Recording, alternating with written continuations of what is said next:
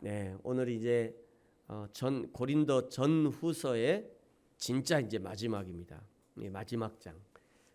작년에 3월 13일부터 시작했어요. 작년 3월 13일 주일부터 이제 고린도 전서를 시작했는데 거의 1년을, 물론 이제 중간에 가정의 달 시리즈도 있었고 성탄절 시리즈도 있었고 이렇게 쭉 해오다가 오늘까지 해서 고린도 전서 16장 그리고 고린도 후서 13장 보니까 고린도 전후서만 총 39번 설교를 했더라고요.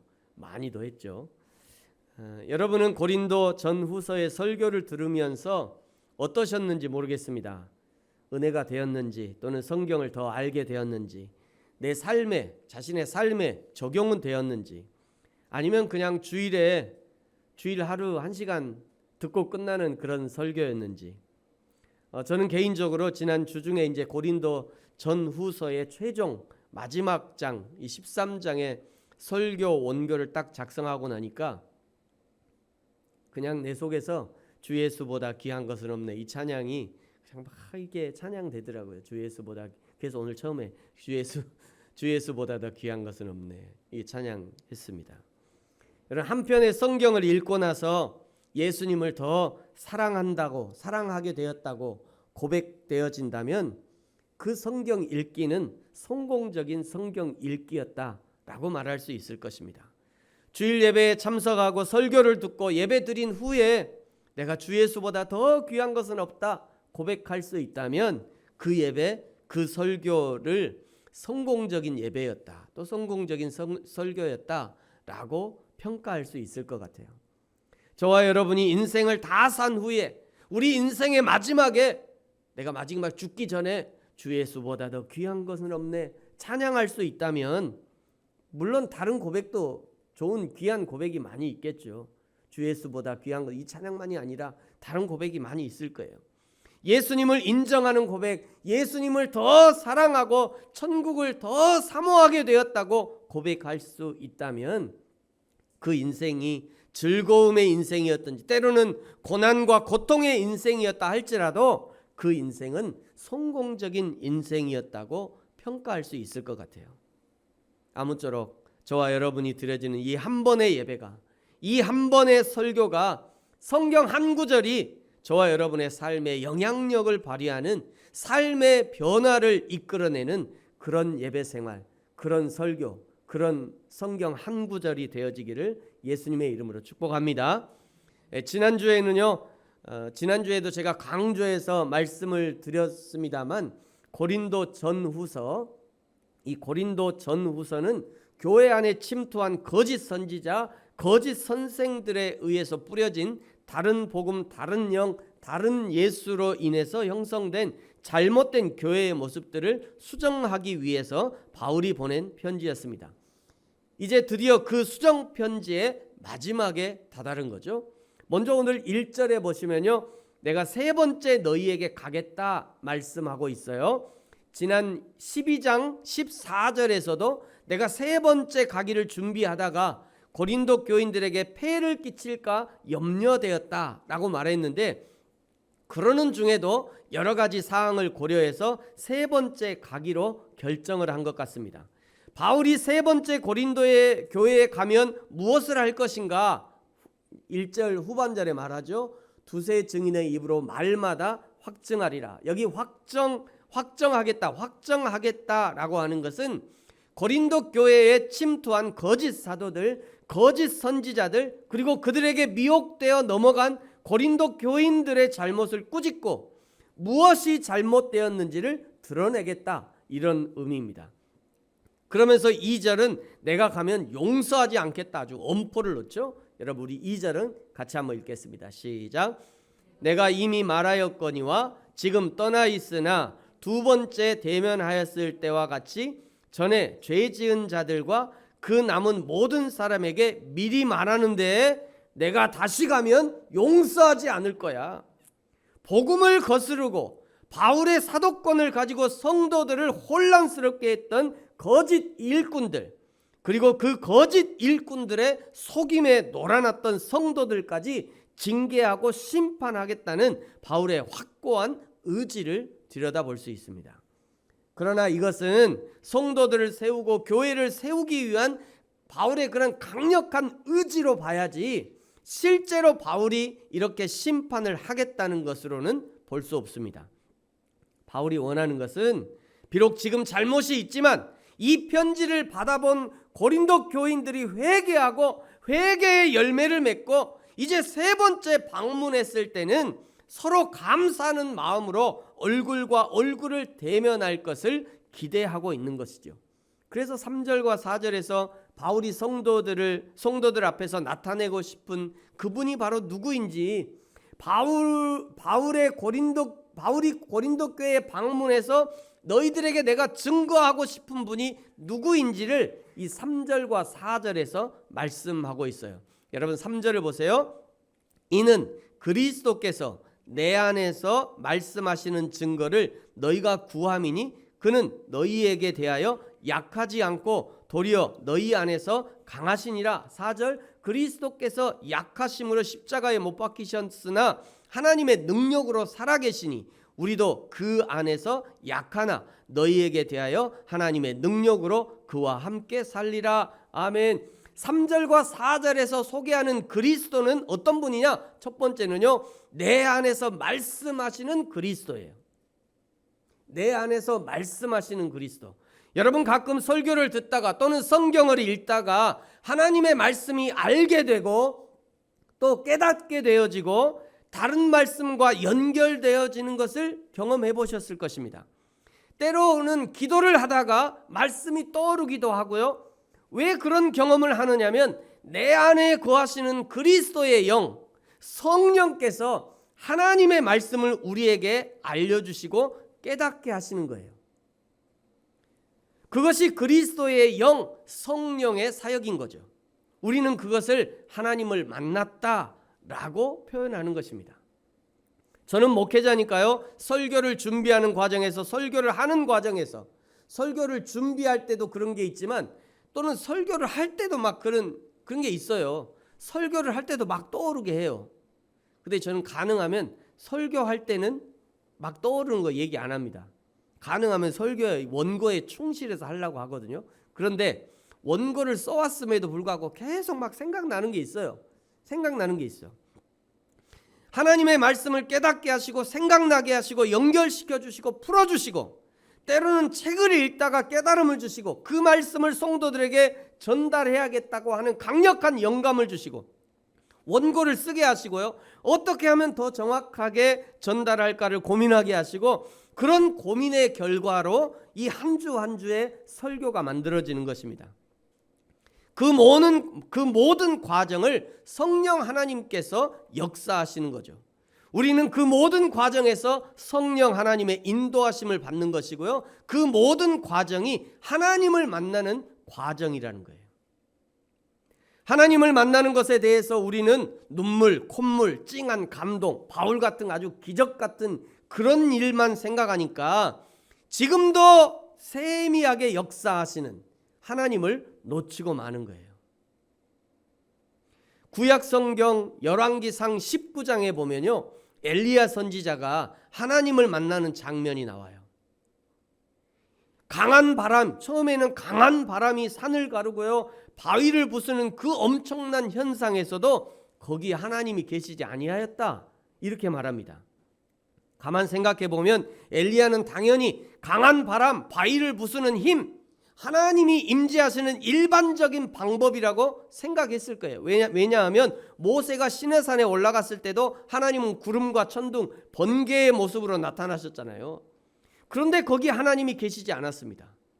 그 다음에 지진이 났어요. 지진이 있었고요. 그 다음에 또 불이 있었대요. 첫 번째 현상에 하나님이 계시지 않았으니까 당연히 두 번째와 세 번째 현상에는 하나님이 계실 거라 생각을 했을 거예요. 왜냐하면 지진 또는 땅을 흔들고 불, 모세를 만날 때도 하나님이 떨기나무 불꽃 가운데 만나 주셨잖아요. 그러니까 당연히 거기에 하나님이 계실 거라 생각을 했던 거예요. 그런데 거기도 하나님이 계시지 않았대요. 그리고 그 모든 것이 지나간 후에 뭐가 들렸냐면 세미한 음성이 들렸다라고 말해요. 여기 세미한 음성은 뭐냐면요, 킹 제임스 번역은 이렇게 번역하고 있어요. A small still voice, 작고 조용한 소리. A small still voice, 작고 조용한 소리. 뿐만 아니라 NIV 성경이 또 있어요. NIV 성경은 다르게 번역을 했는데 뭐냐면 gentle whisper, 그러니까 부드러운 속삭임, 젠틀하대요. 부드러운 속삭임으로 하나님이 말씀하셨다, 이렇게 번역합니다. 왜 하나님이 큰 바람 속에서, 바위가 부서지는 현상 속에서, 지진 속에서, 불 속에서도 말씀하지 않으시고 이 모든 것이 지나간 후에 아주 세미한 음성으로, 작고 조용한 소리로, 그리고 부드러운 속삭임으로 말씀하시는가? 하나님은 사람들이 예측하는 그런 방식이 아니라 전혀 새로운 방식으로도 말씀할 수 있다는 것을 보여주는 거예요. 전혀 새로운 방식으로도, 이게 중요합니다. 기존에 있던 방식으로도 하나님 당연히 말씀하시죠. 당연히 말씀하셔요. 그런데 인간이 상상하지 못했던 전혀 새로운 방식으로도 말씀하실 수 있다는 거예요.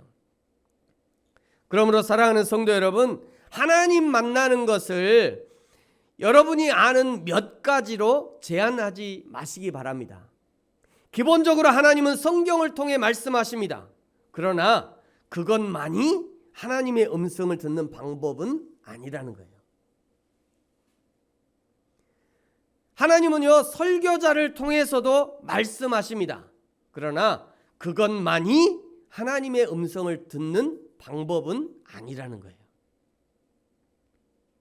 큰 소리로 찬양하고 기도하고 울부짖어 하나님을 부를 때 하나님은 응답해 주시지만, 그러나 그것만이 하나님의 음성과 응답을 듣는 방법이라고 생각해서는 안 되는 거예요. 때로 하나님은 부드러운 속삭임으로, 전혀 예상하지 못했던 방식으로 우리의 모든 삶의 영역에서 하나님의 음성을 들을 수 있는 것입니다. 어떤 음악가는요, 바이올린의 현을 켜다가 그 바이올린의 소리에서 하나님을 만날 수도 있는 거예요.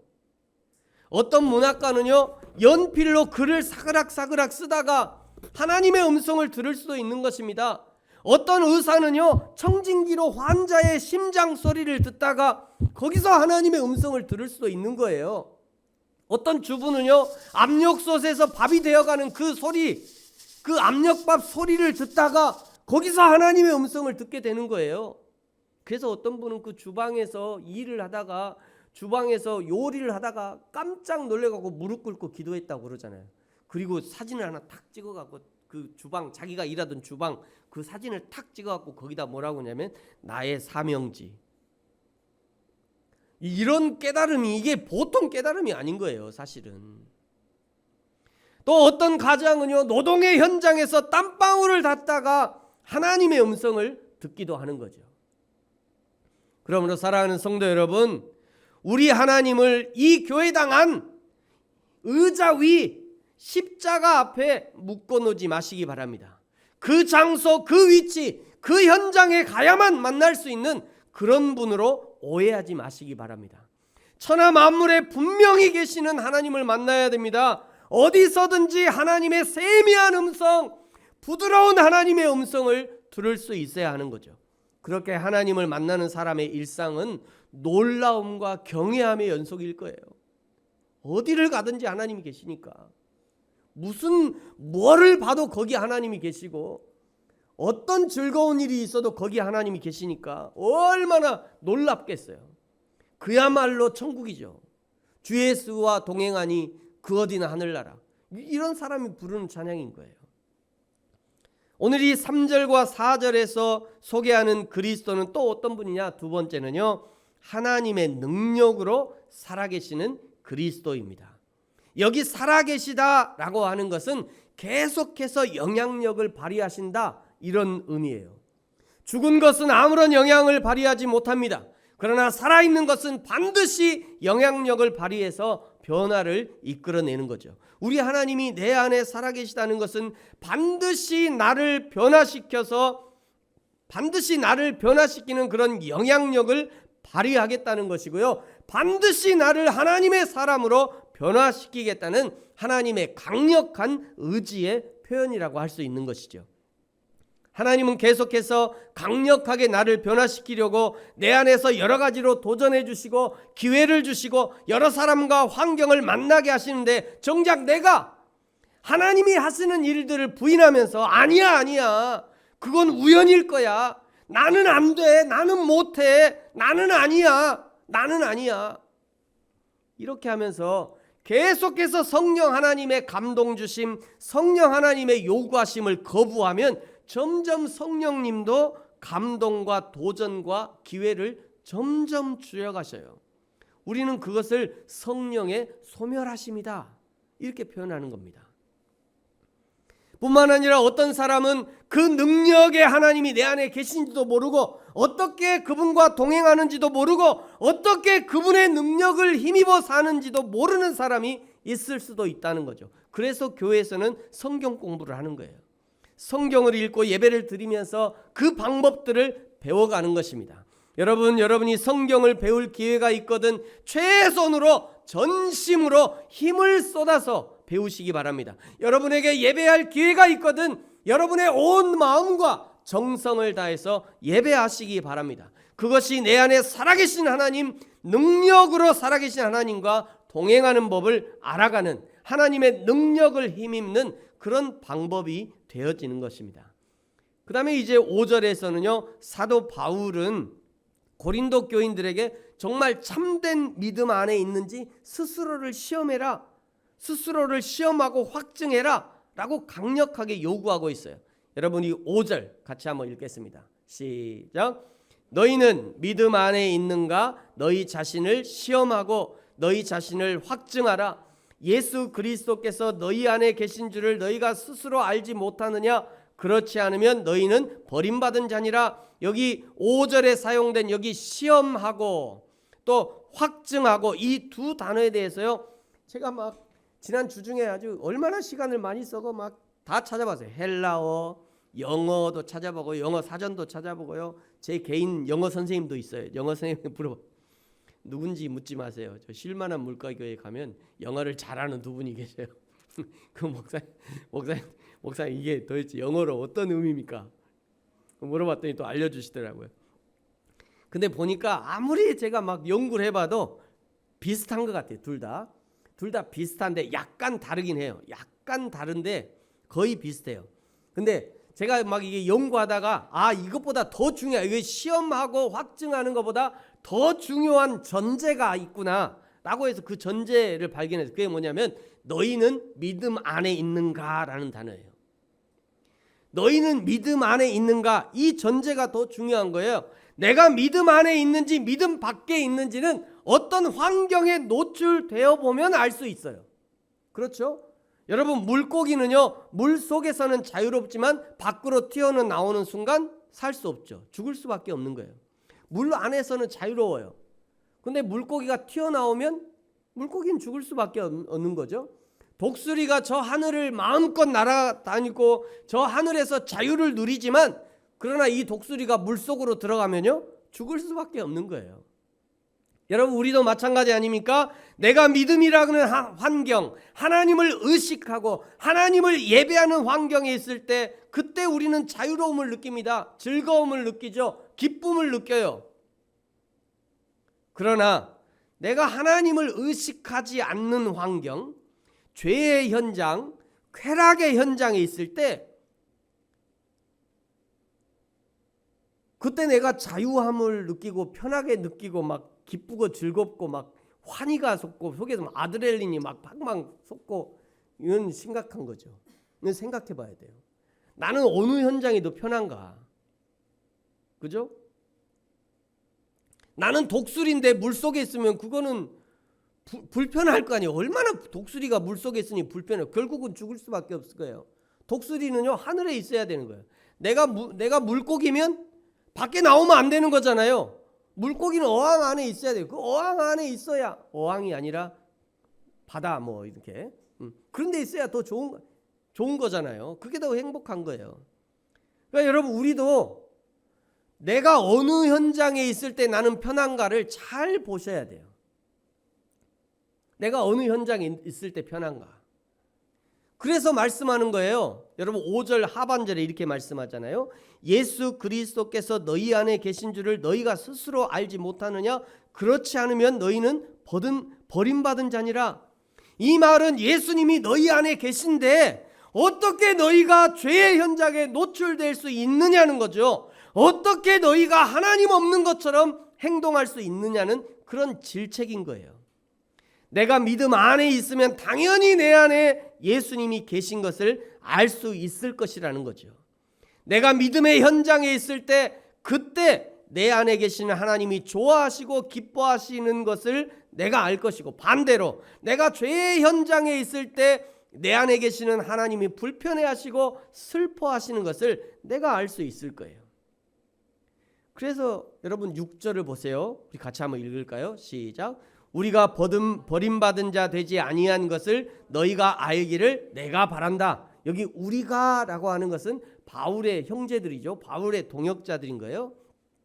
왜냐하면 내 안에 계신 예수님이 너희들의 안에도 계시다면 그 동일한 하나님의 성령께서 너와 나의 정체를 서로 알아볼 수 있게 하실 것이다. 이런 의미인 거예요. 6절은. 그러면서 왜 바울이 세 번째 고린도 교회에 방문해서 이 두세 명의 증인의 입으로 확증하고 용서하지 않겠다 엄포를 놓았느냐면 7절을 보십시오. 우리가 하나님께서 너희로 악을 조금도 행하지 않게 하시기를 구하노니 이는 우리가 옳은 자임을 나타내고자 함이 아니라 오직 우리는 버림받은 자 같을지라도 너희는 선을 행하게 하고자 함이라 말씀합니다. 여기 오직 우리는 버림받은 자 같을지라도 바울의 간절함이 묻어나는 그런 구절이죠. 이미 바울은 버림받은 자처럼 살았어요. 지금까지도 바울이 그렇게 살았잖아요. 그의 고난이 그것을 그대로 알려주죠.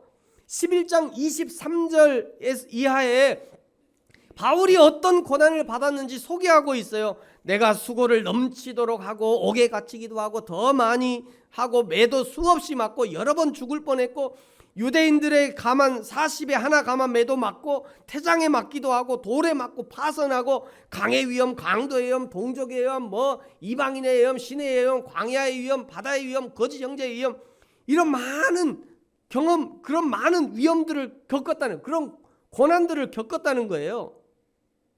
여러분, 이 정도면 그냥 버림받은 문제가 아니라 포기해야 되는 거 아니에요? 이 정도면? 이 정도 고난받으면 야, 내가 뭐 이거 아니면 뭐 먹고 살 일이 없는 줄 알아?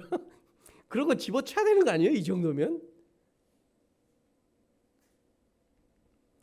바울 자신은 버림받아 죽을 고생을 하더라도 단 한 사람이라도 하나님을 알고 만나서 하나님의 부요하심을 맛보고 하나님의 능력으로 살아가는 그런 삶을 살기를 소망하기 때문에 이 모든 괴로움을 참고 인내했던 거죠. 저는 가끔 생각해봐요. 나는 언제까지 여기 있어야 되나. 가끔 생각해봐요. 나는 언제까지 여기 있어야 되나. 언제까지 여기서 설교해야 되나. 결론은 이겁니다. 단 한 사람이더라도 하나님을 알고 만날 수 있다면 내가 여기 있는 것이 하나님의 뜻이다. 저는 그렇게 생각합니다. 부르심 교회는 언제까지 십자가 간판에 불 켜고 여기서 기다리고 있어야 되죠? 언제까지 있어야 되나요? 단 한 사람이라도 여기 교회가 있음에 안심을 느끼고 단 한 사람이라도 작은 교회를 통해서 하나님을 만날 수 있고 하나님을 어제보다 오늘 더 알아갈 수 있다면 부르심 교회는 여기 여전히 있을 만한 이유가 충분한 거예요. 여러분, 지금 앉아있는 그 의자 있잖아요. 이 의자가 오기 전에 장의자가 있었잖아요. 이 의자로 바꾼다고 장의자를 한 번에 싹 꺼낸 적이 있어요. 그랬더니 막 그때 한 3명이 전화가 오더라고요. 3명, 우리 교회 안 오시는 성도님들 3명이 목사님, 네, 목사님 이사 가세요? 아니 이사 안 가는데요. 근데 왜 의자 빼세요? 아 의자 바꾸느라고. 아우 다행이에요. 아 우리 교회도 안 오면서 뭐가 다행이에요. 근데 다행이래. 그 다음에 좀 이따 또 어떤 여집사님이 전화 와서 어느 교회 다니는 여집사님이 목사님, 여자 목소리 내려고 그러더니 목사님, 네 목사님 어디 가세요? 아니 뭔 소리예요? 어디 가다니요? 왜 의자 빼세요? 아 의자 바꿔요. 아 다행이에요. 또 한 분이 또 전화 와서 세 분이요. 그날 똑같은 날 세 분이 전화 온 거예요. 교회 괜찮냐고. 아 네 괜찮아요. 여기 있을 건데요. 그랬더니 다행이에요. 아 제가 그 전화 받고 감사하더라고요. 감사했고 아 여기가 나의 사명의 자리이구나. 다시 한번 생각했어요. 어떤 분들은요 교회 여기 우리 교회 안 오시는 분인데 여기 지나가다가 교회 간판이 불이 켜져 있으면 자기는 되게 좋대요. 그냥 교회 간판이 켜져 있으면 보고 지나가면서 그냥 좋대. 교회 오지도 않아요. 우리 교회 안 와. 다른 교회가 주일이면. 그런데 하여튼 좋대요. 저는 그거면 교회가 여전히 존재해야 될 충분한 이유가 있다라고 생각합니다. 그러므로 사랑하는 성도 여러분, 중요합니다. 안심하고 여러분의 신앙생활을 이어가시기를 축복합니다. 목사님 다른 데 안 가니까 걱정하지 마세요. 하나님이 여기가 너의 사명의 자리다라고 생각하면 저부터 여기 지켜야 되죠. 걱정하지 마시고 여러분이 마음을 쏟아서 또 신앙생활 하시면 좋을 것 같아요. 오늘 8절은요. 믿음이 확증된 사람은 진리를 거스르는 어떤 말과 결정 또 행동도 할 수 없으며 오직 진리를 위해 살아간다고 말씀합니다. 여러분 우리 다 같이 8절 같이 한번 읽을까요? 시작. 우리는 진리를 거슬러 아무것도 할 수 없고 오직 진리를 위할 뿐이니. 아멘. 바울 자신이 진리 안에 거하고 진리를 행하고 살고 진리를 위해 사는 삶이었기 때문에 바울 안에 충만한 기쁨이 있었다는 것을 알 수 있어요. 9절에 보세요. 우리가 약할 때 너희가 강한 것을 기뻐한다. 또 이것을 위하여 구하니 곧 너희가 온전하게 되는 것이다. 10절을 보십시오. 그러므로 내가 떠나 있을 때 이렇게 쓰는 것은 대면할 때에 주께서 너희를 넘어뜨리려 하지 않고 세우려 하여. 이게 이제 목적인 거잖아요. 너희를 넘어뜨리는 것이 그게 내 목적이 아니다. 너희를 세우려 한다. 내게 주신 그 고난을 따라 엄하지 않게 하렵니다. 2절에서는 뭐라고 그랬어요? 내가 다시 가면 용서하지 않을 거야. 막 이렇게 엄포를 놓더니 10절에서는 뭐라고 그래요? 내게 주신 그 고난을 따라 엄하지 않게 하려 합니다. 여러분 이것이 바울의 본심이죠. 이것이 부모된 자의 본심인 거예요. 왜 이렇게 하느냐면 세상 그 누구보다 고린도 교회와 성도들을 사랑하기 때문에 이렇게 하는 것입니다. 이것이 하나님 아버지의 마음인 거예요. 이것이 예수님이 십자가를 지신 이유인 것이죠. 성도들에게 그 마음이 있어야 하는 것입니다. 목회자에게 바로 이 마음이 있어야 되죠. 이 마음 갖는 것이 신앙생활의 최종 목표가 되는 거예요. 이 마음을 훈련하는 것이 교회 생활의 목표가 되는 것입니다. 그리고 마지막 인사로 대단원의 막을 내립니다. 11절부터 이제 13절까지가 마지막 인사죠. 우리 11, 12, 13 같이 한번 읽겠습니다. 천천히 읽으십시오. 시작. 마지막으로 말하노니 형제들아 기뻐하라. 온전하게 되며 위로를 받으며 마음을 같이하며 평안할지어다. 또 사랑과 평강의 하나님이 너희와 함께 계시리라. 거룩하게 입맞춤으로 서로 문안하라. 모든 성도가 너희에게 문안하느니라. 주 예수 그리스도의 은혜와 하나님의 사랑과 성령의 교통하심이 너희 무리와 함께 있을지어다. 아멘. 고린도 전서부터 시작해서 오늘 고린도 후서의 마지막까지 바울이 수많은 수정사항으로 수많은 권면으로 때로는 엄포를 놓기도 하고 때로는 달래기도 하고 이 모든 것의 결론이 뭐냐면 형제들아 기뻐하라인 거예요. 형제들아 기뻐하라. 이렇게 부모의 심정으로 지도해주는 바울이 있으니 기뻐할 일이죠. 이런 부모의 심정을 가지고 나를 지도해주는 그 바울이 있으니 얼마나 기뻐할 일입니까? 내 안에서 계속해서 말씀해 주시고 나를 지도해 주시고 수정해 주시는 성령 하나님이 함께 하시니 기뻐할 일인 거예요. 이제 고린도 전후서 전체를 마무리합니다. 코로나를 시작해서 우크라이나, 러시아 전쟁, 터키와 시리아의 대지진, 앞으로 또 일본은 또 원자력 오염수를 해양에 방출한다고 그러고요. 생각해 보면 지금까지 겪어왔던 그 어떤 세상보다 앞으로 우리가 겪어야 할 세상이 훨씬 더 험난하고 어려울 수 있겠습니다. 어떻게 보면 우리의 부모 세대, 저를 포함해서 우리의 부모 세대는요, 좋은 시대를 살았어요. 좋은 시대. 그렇잖아요. 물론 부모님들 다 어렵다고 했지. 나도 어려운 시대. 아니, 근데 사실은 좋은 시대에 살았죠. 대한민국이 세상에 선진국 반열까지 내 평생에 대한민국이 선진국 될 줄은 꿈에도 몰랐죠. 응? 우리는 그런 시대를 살았어요. 그런데 앞으로의 시대는 더 심각해요. 우크라이나 전쟁하는 거 봐요. 러시아하고. 중국이 꼬드겨갖고 대한민국 전쟁이 일어날지 어떻게 알아요? 저 해양에 오염수 방출하면요, 며칠 만에 제주도 온대요. 저 오염수가. 그러니까 지금 우리의 자녀들이 살아갈 시대는 우리 부모의 시대보다 훨씬 더 심각해요. 그래서 오히려 우리에게 요구되는 것이 믿음의 확증인 거예요. 5절에 여러분 5절의 말씀을 기억하시기 바랍니다. 여러분 5절 같이 한번 5절 자신을 확증하라까지만 자신을 확증하라. 예수 그리스도 그 앞에까지 같이 한번 읽어볼까요? 시작. 너희는 믿음 안에 있는가? 너희 자신을 시험하고 너희 자신을 확증해라. 자기를 계속해서 테스트하라는 게 테스트. 그 다음에 뒤에 어템트인가 뭐 이렇게 되더라고요. 시험해라, 확증해라, 자기 자신을 계속 단련해라. 이런 의미가 포함되어 있는 거예요. 날마다 하나님의 진리 안에 확고히 거해야 됩니다. 십자가의 은혜를 날마다 단단히 붙들어야 돼요. 어제보다 오늘 더 하나님을 사랑하고 어제보다 오늘 더 형제와 자매를 사랑할 수 있어야 합니다.